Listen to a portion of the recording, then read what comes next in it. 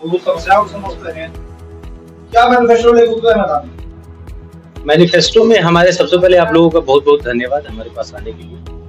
और जनता की जो मूलभूत समस्या की आपने बात की है, मूलभूत समस्या में हमारे पास हेल्थ है, एजुकेशन है, जॉब है और जो फीमेल की सिचुएशन है, उन सारी चीजों को लेके हम मतलब चुनावी मैदान में आए हुए हैं। इन सब चीजों में अगर आप देखेंगे कि जो यूथ है, एक तो यूथ में हमारे जहाँ जो कॉलेज चल रहा है उस कॉलेज में एक तो उनको स्किल की जरूरत है, वो स्किल की ट्रेनिंग उनको नहीं दी जाती है, जिसके बाद वो जॉब की तैयारी 5 साल कर सकते हैं। जॉब की तैयारी 5 साल करते हैं, अगर वो 5 साल में कोई स्टार्टअप लगाते हैं तो ज्यादा बेहतर कर सकते हैं, उसकी आउटपुट हो सकता है। तो हर एक ऑप्शन हमारे पास अवेलेबल होना चाहिए, लेकिन हम कुछ ही ऑप्शन के साथ स्टिक हुए पड़े हुए।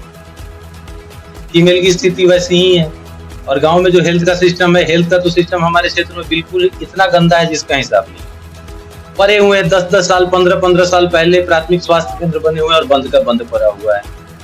अगर हमारे थोड़े से प्रयास करने से अगर वो चालू हो सकता है तो हमारे जो भी यूथ है या जो भी हमारे मतलब क्षेत्र के लोग हैं या जो वैसे तबके हैं जिनको उनकी बेसिक हेल्थ की जरूरत है, उन सब चीजों को तो हम पूरा कर ही सकते हैं। तो हम बेसिक जो यूनिट है, बेसिक चीजें हैं, उन सब चीजों को लेके चुनाव लड़ना आपके लिए समाज सेवा के रूप में या फिर आगे कुछ और भी रणनीति है? प्योर समाज सेवा है और हमारे लिए उसका कुछ और रणनीति नहीं है। बिल्कुल सोसाइटी के जो प्रॉब्लम है उस प्रॉब्लम को लेके आ रहे हैं। कैसे विचार आए चुनाव लड़ने? जो प्रॉब्लम हम भुगत रहे हैं और जो जिन चीजों को हम लगातार जिन नेताओं पे भरोसा करते हुए हम आ रहे हैं और उनका लगातार जो हम लोग रिस्पॉन्स देख रहे हैं, उनका रिजल्ट देख रहे हैं, उन सब चीजों को लेके कि आगे कुछ तब्दीली नहीं हो सकता है और इन सब चीजों को लेके हम वोकल फॉर लोकल पे इस बार जनता ज्यादा विषय कर रही है और आप यहाँ पे स्थायी निवासी है, काफी दिनों से आप यहाँ रह रहे हैं, पूरी समझ है। क्या लगता है ये वोकल फॉर लोकल का जनता की कितना फायदा होता है?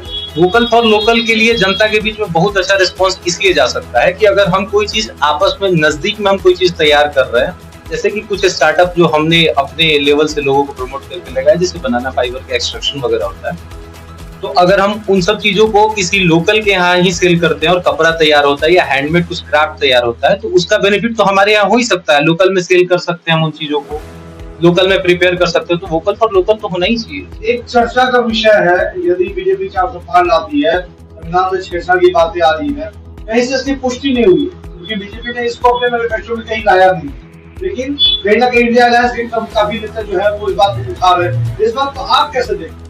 देखिए, संविधान से छेड़छाड़ करना, चूंकि हम पॉलिटिकल साइंस के भी विद्यार्थी रहे और संविधान से छेड़छाड़ करना इतना आसान काम नहीं है। The guardian of the Indian constitution is always known as supreme court of India.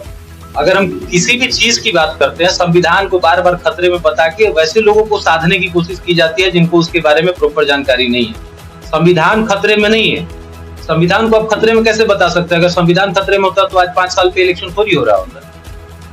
India alliance के नेता का कहना है कि यदि बीजेपी 400 पार लाती है, सर बीजेपी दावा करिए, तो संविधान को छेड़छाड़ करने की कोशिश हो। तो फिर आप विपक्ष में किस लिए रह रहे हैं?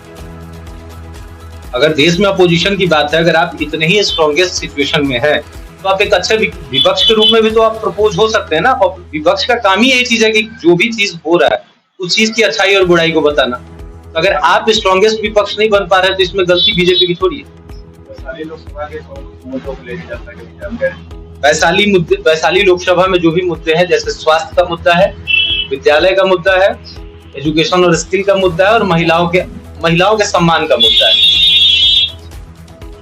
क्या लगता है जनता का रिस्पॉन्स कैसा है? जनता का रिस्पॉन्स अभी तक हमारे लिए बहुत बेहतर रहा है। जहाँ भी हम गए और हमको उनका रिस्पॉन्स काफी अच्छा मिल रहा है, इस बात की बेहद खुशी है।